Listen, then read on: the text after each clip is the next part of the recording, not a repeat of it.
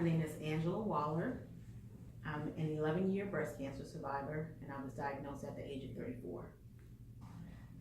During what I call a spot check, not really an all-out self breast examination, I felt a lump in my armpit because I knew that's an area that needed to be checked as well, and I knew it wasn't supposed to be there, so we reached out to my aunt, who's a physician assistant, and she asked me to call my doctor.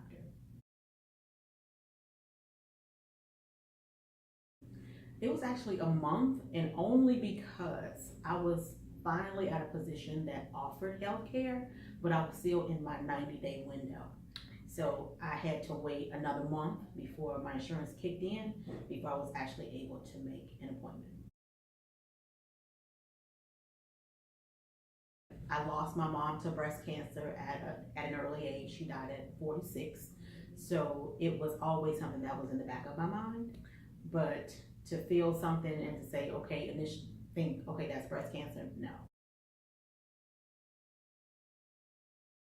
I had, in the medical term, neoadjuvant chemotherapy. So that meant my chemotherapy came first because it was an opportunity for the doctors to see if the chemotherapy would shrink my tumor. So I had 9 months of total treatment, 3 months of chemotherapy, followed by a lumpectomy and 7 weeks of radiation.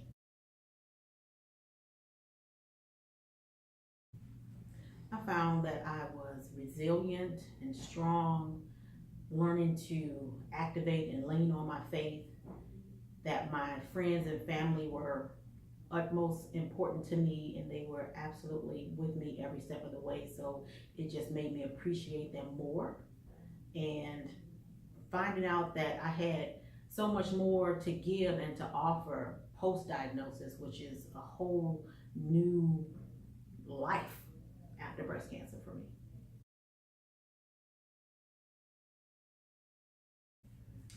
I always say after your initial diagnosis, that window of time is information overload time. You're getting information from your doctors, you're getting information from the internet, from friends, family, if that's the case. And just to be able to balance it all, it's overwhelming. And there's no way to get beyond that overwhelming feeling. You just have to navigate through it and have people surrounding you that can help you do that. But knowing that there are opportunities and options out there for you to get treated. And it's so cliche when people say, oh, you just got diagnosed with breast cancer, it's not a death sentence. You can't say that to everybody because we don't know. So it's just important for someone to have in their mind that I'm going to fight this.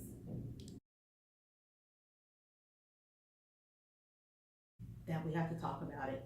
And especially knowing, because you learn so much after you're diagnosed, and once you get into this space and start to, what I call, elevate your survivorship and get involved with research and get involved with advocacy groups, you learn more, you do more.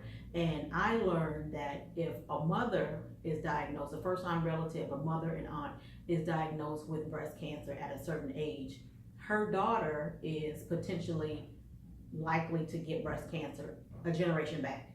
So my mother was diagnosed in her 40s. I was diagnosed in my 30s. If I have a daughter, she could potentially be diagnosed in her 20s.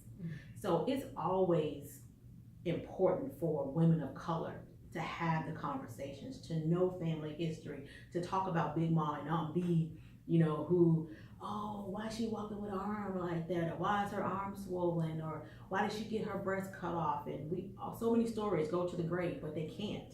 We have to talk about it.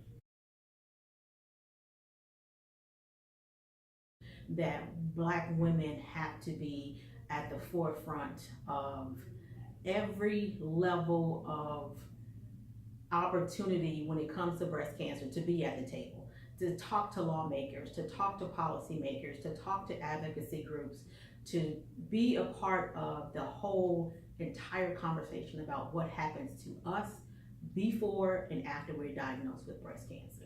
We have to be a part of the conversation. We have to be at the table. And knowing that there are so many, of course, the disparities in breast cancer, with more African American women dying of breast cancer than white women, and the systemic issues that Black women face in the healthcare system. So it's really important for us to have our voices heard and have our voices validated, particularly by science and research.